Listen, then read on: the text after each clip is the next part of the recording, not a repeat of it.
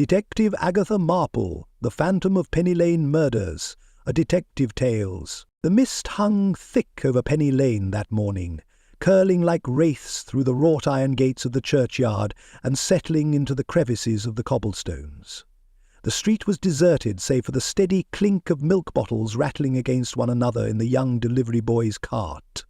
Robbie, all of 13 and accustomed to the quiet hours before the shops opened, paused to adjust his woolen cap. There was a stillness today that even his normally carefree whistle couldn't disturb. As he rounded the corner by Whitcomb's general store, something caught his eye. A shadow. Faint and flickering, it lingered just beyond the reach of the gas lamp's weak yellow glow. Robbie squinted, his heart quickening. He'd heard the tales before, every child in the neighbourhood had. The Phantom of Penny Lane, they called it, a figure wrapped in darkness, said to appear only when the fog was thickest. Of course, Robbie had never paid much heed. Ghost stories were for little kids and daft grown-ups. But now, standing alone on the cobblestones, he wasn't so sure. He crept closer, his footsteps muffled by the damp stones. The shadow shifted, and a whisper of movement drifted through the mist. Robbie froze. Then he saw it. Something sprawled on the ground ahead. As he approached, the outline grew clearer. A man lying twisted and still. It was Mr. Elias Wickham, the shopkeeper who always slipped him a peppermint when he delivered the morning milk. But there were no friendly smiles now, no jovial nods, just the pale, lifeless face, staring blankly at the sky. Before Robbie could move, before he could shout, the shadow reappeared. It hovered at the edge of his vision, cloaked and silent, then melted into the fog. Robbie stood rooted for a moment, his breath caught in his throat, before he finally found his voice. His scream tore through the silence, summoning neighbours from their beds and windows. Faces appeared, pale and wide-eyed, in doorways and upstairs panes. Mrs. Hawthorne clutched her shawl tightly as she peered from her bakery's stoop. Mr. Thistlethwaite, the landlord at the Penny Lane Inn, arrived puffing an alarm. When the police arrived, the street filled with murmurs. The constables knelt by the body, exchanging low words, but it wasn't long before the muttering shifted, the whispers spreading like ripples. The phantom. It must be the phantom. The neighbours spoke in hushed tones, glancing nervously at the dark corners of the lane, their minds racing back to old tales they dismissed as nonsense. And there, amid the growing crowd, Robbie shivered, clutching the handle of his milk cart, his wide, frightened eyes still fixed on the spot where the shadow had disappeared. The cab's wheels clattered against the uneven cobblestones as it pulled to a halt. Inspector Clara Lytton emerged, her brown leather boots meeting the slick street with a quiet confidence. She stood for a moment, one hand adjusting the brim of her hat against the morning drizzle. Around her, Penny Lane stirred, hesitantly awake, its shops shuttered and windows curtained. A few curious faces peeked out from behind lace panels, quickly disappearing when Clara's keen gaze flickered their way. Clara wasn't new to wary stares or whispered speculation. She carried the weight of her reputation, or as some whispered, her infamy, like a serviceable coat, worn but protective. Years ago, the unsolved Farnsworth case had planted a seed of doubt in the minds of both her superiors and the public. Every step she took now seemed shadowed by it. Her methods were meticulous, her demeanor often mistaken for aloofness, and her determination ironclad. Yet here in Penny Lane she felt the weight of skepticism more keenly. The townsfolk whispered of ghosts, of phantoms stalking the streets. Clara, always one for facts over fables, felt only the subtle shift in the air that accompanies a community on edge. The crime scene was almost undisturbed. Mr. Elias Whitcomb's body lay in a crumpled heap near his shop door, the cobblestones beneath him glistening faintly with the night's rain. A constable had roped off the area with a length of twine, but the murder hadn't yet brought the usual chaos of gawking onlookers. Clara approached quietly, her eyes moving over the scene like a well-trained hound sniffing out its quarry. A loose thread, barely perceptible, clung to the railing beside the shop entrance. Clara's fingers brushed it, and she pinched it free, tucking it into a small envelope from her coat pocket. Nearby, a faint scuff mark on the cobblestones, too faint for the casual observer, caught her attention. She crouched, touching the uneven stone with a gloved hand. It told her little, but it was something. Details were her stock in trade, and Clara knew that what seemed insignificant now might prove pivotal later. As she rose, her gaze returned to the body. Mr. Wickham's position was peculiar, an arm outstretched, as though reaching for something, but his face turned the other way, his legs awkwardly bent. It was not the peaceful collapse of a man felled by natural causes. Clara had seen enough bodies to recognize a deliberate act when she saw one. Still, there were no obvious signs of a struggle, no overturned crates or scattered goods. "Robbie Henshaw, ma'am," the constable said, his voice low as he gestured to the young delivery boy standing by the baker's door. The boy's face was pale, and his hands still trembled slightly as he clutched the edges of his cap. Clara approached him slowly, her voice steady and calm. "You saw the body first?" she asked. Robbie nodded. "Yes, ma'am. I was delivering the milk. It was right there when I turned the corner. And I think I saw... He hesitated. "What did you see?" Clara prompted. "A shadow, a figure. It was there one moment and gone the next. I couldn't see much, the fog, you know." Clara nodded, taking in the boy's wide-eyed fear. He wasn't lying, exaggerating perhaps, as frightened children often do, but not lying. Mrs. Hawthorne emerged then, a woman of solid build with flour still dusting her apron. Her expression was grim but composed as she stepped out to offer the boy a reassuring pat on the shoulder. "Inspector," she began, her voice low, "the lad's been scared half out of his wits. But he's right, you know. I saw it too, that shadow. And, well, Mr. Whitcomb wasn't himself these past weeks. He's had his troubles, I'll tell you that much." "What sort of troubles?" Clara asked, turning her sharp gaze on the baker's wife. Mrs. Hawthorne hesitated. "Oh, just family matters, I suppose. He mentioned something about his brother, the one who left years ago. I didn't think much of it at the time, but they had words the last time his brother came by.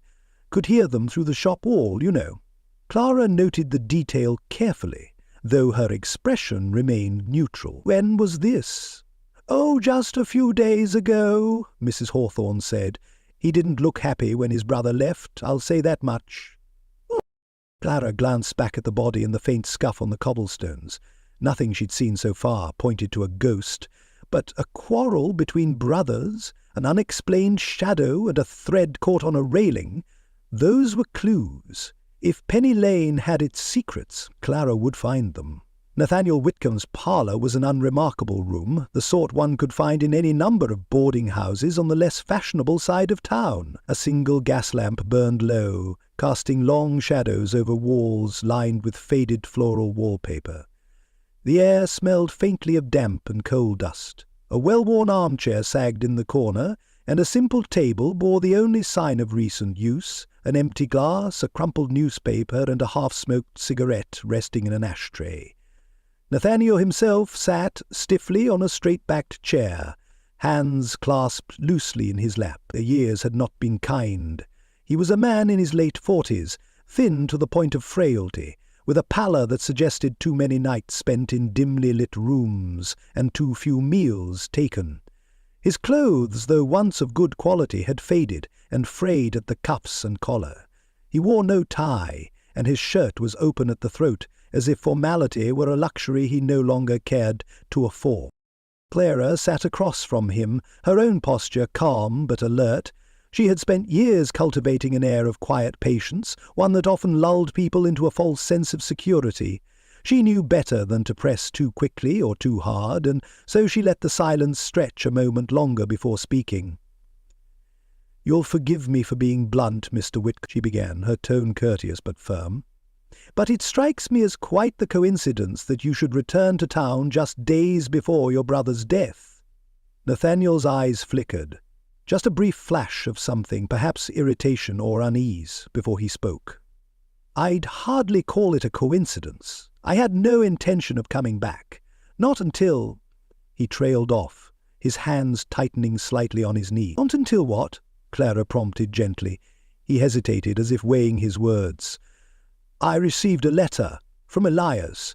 It was the first I'd heard from him in years." Clara tilted her head, studying him. "And what did the letter say?" Nathaniel's mouth pressed into a thin line. "It wasn't entirely clear. He mentioned some old family matter, something that needed to be set right. He said it was important I come back, but he didn't say why. Just that time was short." "Do you have the letter with you?" Clara asked. For a moment it seemed he might refuse. Then he rose, moving to a small chest of drawers. From the top drawer he retrieved a folded sheet of paper which he handed to Clara with visible reluctance. She unfolded it carefully, holding it up to the light. The handwriting was steady and precise, the words polite but vaguely urgent. At the bottom, however, a small ink smudge marred the final line. Clara ran her finger lightly over it, noting its placement. She handed it back without comment. "Did you meet with Elias after receiving this?" "No," Nathaniel said quickly. "I arrived only the day before last, and I hadn't had the chance to see him. I planned to, of course, but—" His voice faltered, and he looked away. Clara studied him for a moment longer.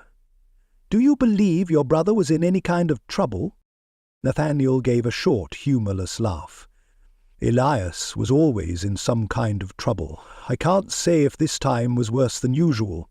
Clara rose. "Thank you for your time, Mr. Whitcomb. I may need to speak with you again." He nodded, but said nothing. As she stepped into the dim hallway, her mind lingered on that ink smudge. The only flaw, but Clara had learned long ago that even the smallest detail, when properly understood, could unravel the most carefully woven story. The Penny Lane Inn exuded an air of faded grandeur.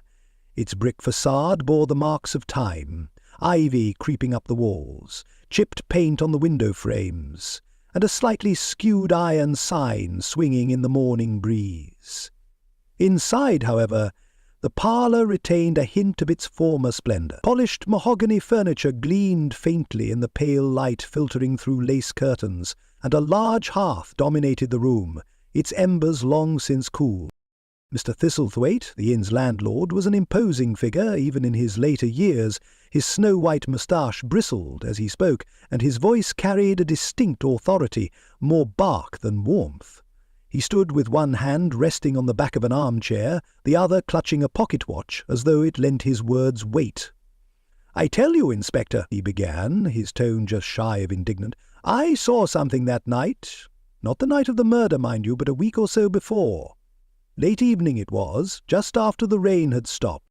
Clara, seated in a straight-backed chair with a leather-bound notebook on her lap, nodded lightly. She had learned to let men like Thistlethwaite hold the stage. They often revealed more that way. "It was near the old shop," Thistlethwaite continued. "I was in the garden, fetching a few herbs for the cook, and there it was. A tall figure, cloaked and moving, well, not like a man should. It didn't walk, you see, it glided." Clara kept her expression neutral, though the faintest arch of her brow betrayed her scepticism. "Glided, you say?" "That's right, not a sound from its steps. And it was dark, so dark that I couldn't see its face, only the shape of it. I thought it was one of those local legends, you know, the phantom." "Did you call out to it?" Clara asked, her pencil poised. Thistlethwaite hesitated, his moustache twitching. Well, no. I went inside, of course.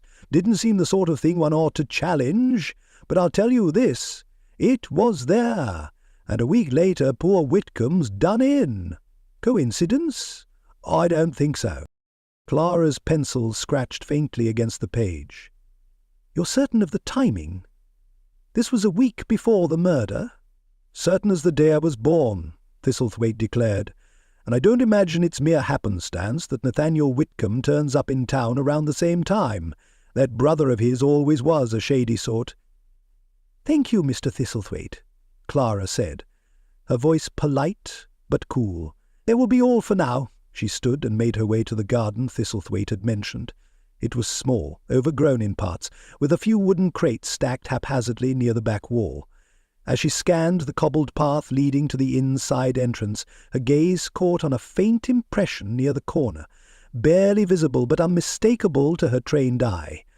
A partial smudge, not quite a footprint, yet not entirely shapeless either. It bore a resemblance to the faint scuff she'd seen by Whitcomb's shop. Clara crouched down, her gloved fingers hovering just above the mark. Not ghostly, she thought to herself, not phantom, human, tangible. Standing, she straightened her coat and tucked her pencil into her pocket.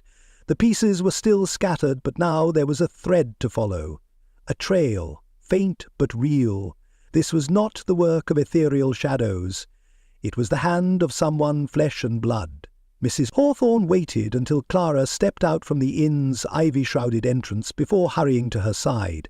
The baker's wife had shed her flour-dusted apron, though a faint trace of it lingered at her sleeves, as though she'd been too rushed to change completely. Her round face, usually warm with good humour, now bore an uncharacteristic gravity. She glanced around the quiet street, her eyes darting toward darkened windows, and the corners where shadow lingered. Inspector. She began in a low voice, keeping her hands folded tightly before her. Might I have a word? Somewhere private? Clara paused, meeting her gaze with measured calm. What sort of word, Mrs. Hawthorne? Mrs. Hawthorne shifted her weight, her sturdy boots scuffing lightly against the cobblestones. Something about Mr. Whitcomb. Something I think you'd do well to hear. But not here. Come to the bakery tonight, after the last loaf's sold. We'll talk then. Without waiting for a response, she turned and disappeared down the lane, her brisk pace suggesting she had no intention of further conversation until the appointed time. Clara watched her go, her eyes narrowing slightly. It was a curious invitation, and one that hinted at more than idle gossip. When Clara entered the bakery that evening, the air was still heavy with the day's work. The scent of cooling bread lingered, mingling with the faintly acrid smell of coal from the stove. The display cases stood empty now, their gleaming glass fronts reflecting the dim glow of the single gas lamp Mrs. Hawthorne had left on. "Thank you for coming," Mrs. Hawthorne said quietly, motioning Clara toward a chair tucked beside the counter. She herself perched on a low stool, hands twisting a flour-stained rag that had seen better days. Clara remained silent, letting the baker's wife gather her thoughts. When at last Mrs. Hawthorne spoke, her voice trembled slightly, though she tried to keep it steady.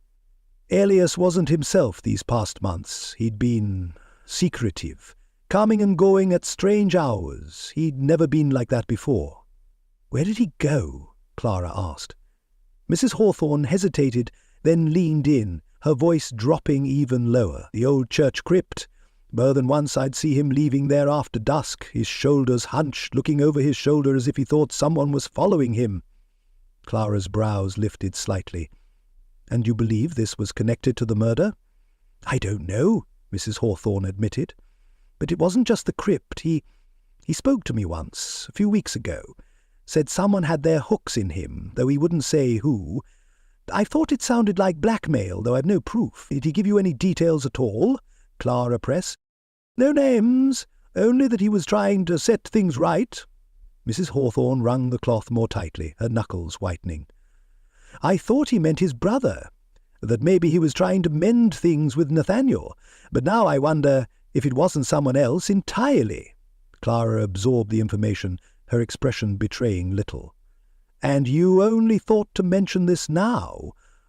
"I didn't want to cause trouble if it turned out to be nothing," Mrs. Hawthorne said, her voice defensive but still low.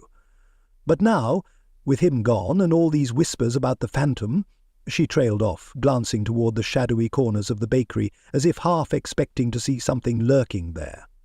Clara rose. "Thank you, Mrs. Hawthorne. I'll look into it." "You're going to the crypt?" Mrs. Hawthorne asked, her voice a mixture of relief and apprehension. Clara paused at the door. "I'll go, but if there's something there to find, it won't be by ghosts or shadows.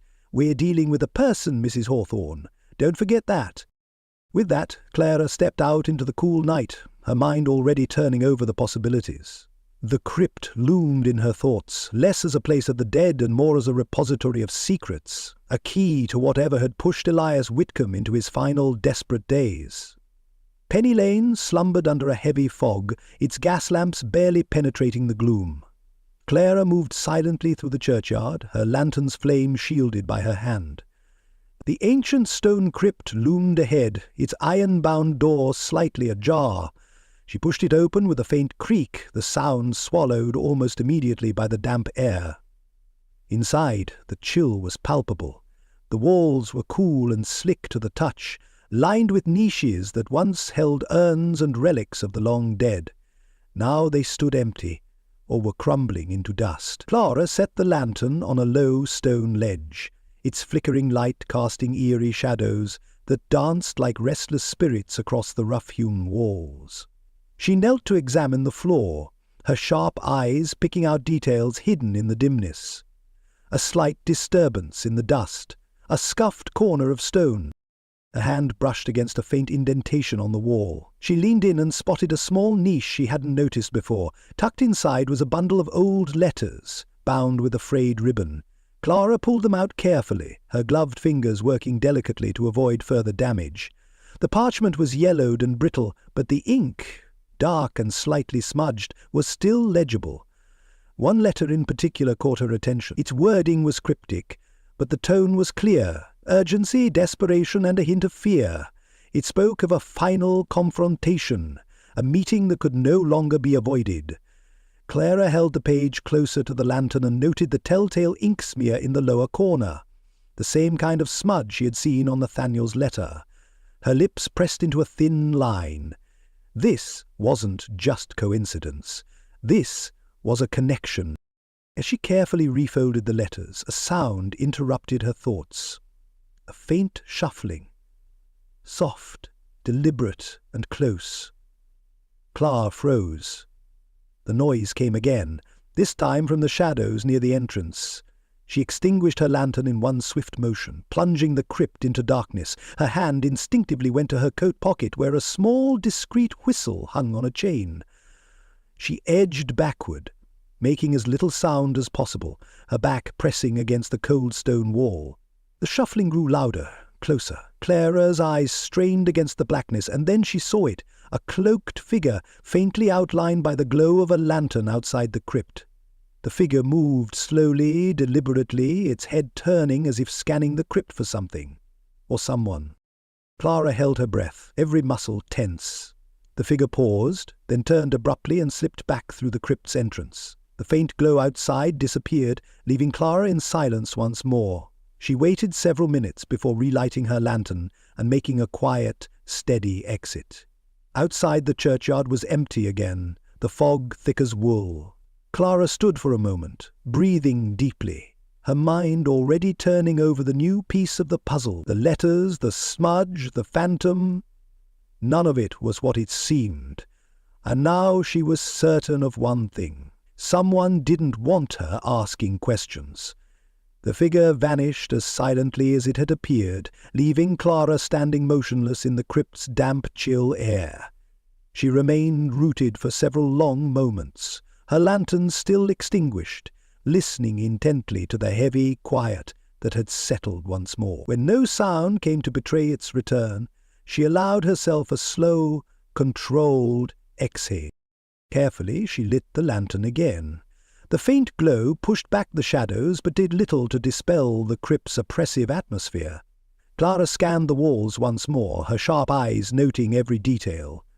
The disturbed dust near the niche, the faint smudge of ink on the letter, and the absence of any obvious exit other than the way she had entered. Whoever the cloaked figure was, they were skilled in their movements. She had only just glimpsed them before they disappeared into the night. Clara exited the crypt and crossed the churchyard quickly but deliberately. The fog still clung to Penny Lane, shrouding the street in a ghostly hush. Her mind churned with thoughts as she walked. By the time she reached her lodging, her sharp reasoning had already begun to impose order on the tangled web of clues. Nathaniel Whitcomb's return seemed, on the surface, to be a red herring. A man with no apparent wealth or power, arriving days before a murder, could easily be cast as a scapegoat. But now Clara felt that Nathaniel's role was less that of a schemer and more that of a pawn. She sank into the modest armchair in her small, rented room, staring into the glow of the gas lamp on the desk. Nathaniel's demeanor during their previous meeting, His hesitation, his guarded answers, the tremor in his hands, spoke of someone haunted by more than his brother's death. It was fear that had driven him back to Penny Lane, not guilt.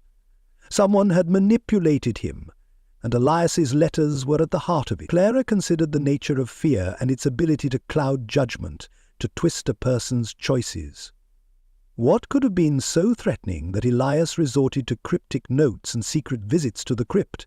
Why would someone stage a haunting, a spectacle that invited more questions than answers?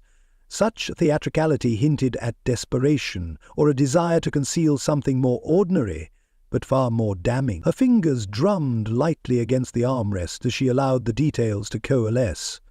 The scuff marks near the inn, the ink stains, the hurried handwriting, all pointed to a hurried and disorganized plan. If Elias had indeed been blackmailed, then Nathaniel might not only be a man in hiding, but one in need of protection. The realization came with quiet certainty. Clara would question Nathaniel again. This time, not as a suspect, but as a man who might hold the key to understanding who, or what, had pushed Elias to his death. With a weary sigh, she extinguished the lamp. Morning would bring another opportunity to press Nathaniel for the truth, for now her thoughts were all the company she needed. The parlour at the Penny Lane Inn was stifling, its once impressive decor now weighed down by years of heavy curtains and dust. The fireplace, though unlit, exuded a ghost of warmth from the day's earlier blaze. In this dimly lit room, Clara had gathered the handful of individuals whose lives now seemed irrevocably intertwined. Nathaniel Whitcomb sat stiffly by the mantelpiece, his face pale but resolute. Across from him, Mrs. Hawthorne clutched her hands together, her lips pursed as though she were afraid to speak. Mr. Thistlethwaite stood near the window, his broad shoulders barely contained by the frame. A couple of neighbours lingered near the doorway, their eyes darting from Clara to Nathaniel, then back again. Clara cleared her throat softly, drawing their attention. "I've asked you all here," she began, her voice measured and calm, "because I believe I now understand what has happened. I should say, first and foremost, that I do not believe in ghosts. The figure haunting Penny Lane was no supernatural apparition, but a flesh-and-blood man, one with a very deliberate purpose." She allowed a pause, her gaze sweeping the room. "Damn man was Elias Whitcomb." A murmur spread among the group. Nathaniel's jaw tightened. Mrs. Hawthorne's hands flew to her mouth. Thistlethwaite's bushy white eyebrows drew together, his habitual scepticism barely concealing the shock beneath. "Elias never truly left this town," Clara continued, her tone cool and certain.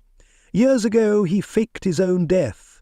He assumed a new identity, believing it would protect him from an enemy, a man whose name I am still not at liberty to reveal, though I suspect some of you may already have your suspicions. When Elias returned to Penny Lane, it wasn't as a simple shopkeeper. He intended to draw out the person he believed was still hunting him." Nathaniel rose abruptly, his voice trembling but loud. "And I meant to believe I was a pawn in this, that Elias, my own brother, used me to bait some phantom enemy?" Clara met his gaze steadily. "Not a phantom, a real enemy. And yes, Nathaniel, I believe you were lured back as part of his plan. The letters he sent you were deliberately vague, just compelling enough to ensure you would come. Elias believed he was setting a trap. But what he didn't anticipate was that his enemy was watching, waiting for any sign of his return." Clara turned to the group at large. "The cloaked figure you all glimpsed wasn't Elias's enemy. It was Elias himself trying to flush that enemy out of hiding. The meetings at the crypt, the late-night wanderings, they were all part of his scheme. But before he could finish his charade, he was murdered." Mrs. Hawthorne spoke at last, her voice trembling. "But why would he go to such lengths? Why not come back openly, tell us all the truth?" Clara's expression softened slightly. "Fear, Mrs. Hawthorne, fear and pride. Elias believed he was protecting you all by keeping his identity hidden, and perhaps he feared he'd burned too many bridges to ever return to the light. But his plan was flawed from the start. It relied on secrecy, on manipulation, and ultimately it cost him his life. She turned to Nathaniel, her tone becoming gentler. "Free from suspicion, Nathaniel. Whatever guilt you may carry, your brother's death was not your doing. You were as much a victim of his schemes as anyone else." For a moment the room was silent. Then Mr. Thistlethwaite spoke, his gruff voice breaking the stillness. "So what now, Inspector? If Elias wasn't the phantom, and Nathaniel isn't the killer, then who is?" Clara's gaze swept the room once more. "The true killer is still among us. I have my suspicions, but until I can confirm them, I will say no more. For now, suffice it to say that this puzzle is nearly solved. We need only one more piece to see the full picture." And with that, the tension in the room shifted. The residents of Penny Lane exchanged uneasy glances, the weight of suspicion settling anew. Clara, calm and composed, stood firm. Her own mind was already working ahead, her next steps clear. One way or another, the truth would come to light. The afternoon sun filtered through the lace curtains of the Penny Lane Inn's sitting room, casting soft, dappled light on the well-worn furniture. Clara sat across from Nathaniel, her expression calm and thoughtful. The tension that had clung to the Whitcomb name was beginning to lift, but she could see the weight of it still lingering in Nathaniel's eyes. "You're free now, you know," Clara said gently, her hands resting lightly on her lap. "Free to make of your life what you will. This town isn't what it was, but it's still a place where you can put down roots again, if you choose to." Nathaniel looked at her, the lines in his face softening. "It doesn't feel that simple, Inspector. After all that's happened, after Elias—" He trailed off, rubbing his temple, as though trying to ease an invisible ache. Clara let the silence stretch for a moment before responding. "You can't undo the past, Nathaniel, but you can decide what to do with the future. The people here don't hate you. They were afraid of the unknown, of rumours and shadows. But now they see you for who you are, a man who was caught up in something far larger than himself." Nathaniel let out a quiet laugh, though it held no real amusement. "And what do they see, really? A man who abandoned his brother years ago, only to return too late to do any good?" "No," Clara said firmly, her voice gaining a gentle strength. "They see a man who was manipulated, who believed he had no place here any more. Elias's choices were his own. His actions, his schemes, were not your fault. He pulled you into this, but now you have the chance to step out of the shadows he left behind. You have the chance to show the people of Penny Lane who Nathaniel Whitcomb really is." Nathaniel looked down at his hands, which were weathered from years of wandering and work in far-off places. For a long moment he seemed lost in thought. When he finally looked up, there was a glimmer of something new in his eyes. Resolve, perhaps, or just the faintest spark of hope. "Maybe," he said softly. "Maybe I can." Clara nodded. "The first step is always the hardest. But if you stay, if you help rebuild the trust, you'll find that this town is more forgiving than you might think." Over the weeks that followed, Nathaniel began to appear more frequently in the heart of Penny Lane. He helped Mrs. Hawthorne repair the bakery's shutter. He offered his services at the inn, quietly mending creaky floorboards and leaky pipes. Slowly the townsfolk began to greet him with nods and even the occasional smile. He was no longer just the shadow of a troubled brother. He was Nathaniel Whitcomb, a man carving out a place for himself, piece by small piece. As the train to London pulled into the small, ivy-covered station, Clara sat on a wooden bench by the platform, a leather-bound notebook open on her lap. Her pencil hovered for a moment over the page before she began to write, her hand moving steadily across the faintly lined paper. "Penny Lane has taught me that redemption is neither swift nor simple," she scribbled. "It is a process, quiet, deliberate, and often painful, but it is possible. The tangled threads of lies, fear, and greed that bound this little street were not unbreakable after all." She paused, her gaze lifting to the rolling hills beyond the station. In the crisp autumn sunlight the village looked peaceful, almost idyllic. It was hard to believe that just days ago it had been the scene of whispers, shadows, and suspicion. For Clara, it had been more than a case. It had been a test, a chance to prove to herself that the instinct she once trusted implicitly had not deserted her. The Farnsworth case, the one that had left a scar on her career, no longer loomed as large. In its place was something quieter and more profound, the knowledge that she could still see clearly, that she could still solve what others deemed unsolvable. She turned back to the notebook and continued, her handwriting precise and steady. The people here feared what they did not understand.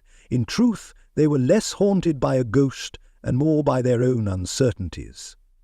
Solving this case meant showing them, and myself, that reason and compassion are stronger than fear, and that even the most tangled webs can be untangled with patience and care.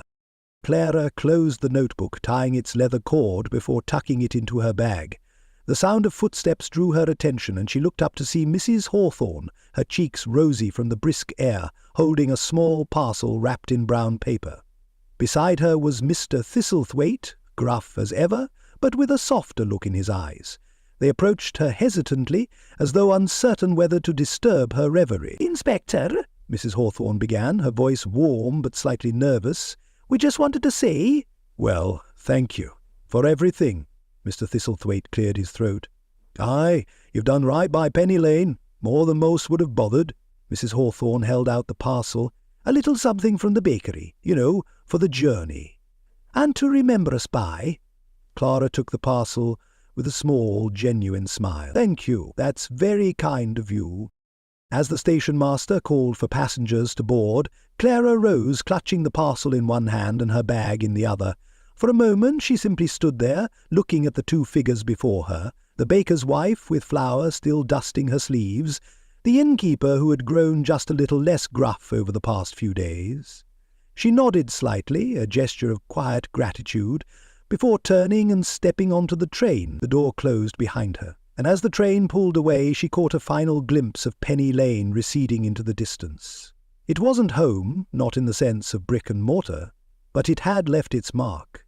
She hadn't just solved a murder, she had reclaimed something she thought she'd lost, a sense of herself, her place, and her purpose. As she settled into her seat, she unwrapped the parcel to find a loaf of warm, crusty bread and a small jar of homemade jam, a simple gift, but one that spoke volumes. Clara leaned back, letting the rhythmic clatter of the train soothe her thoughts.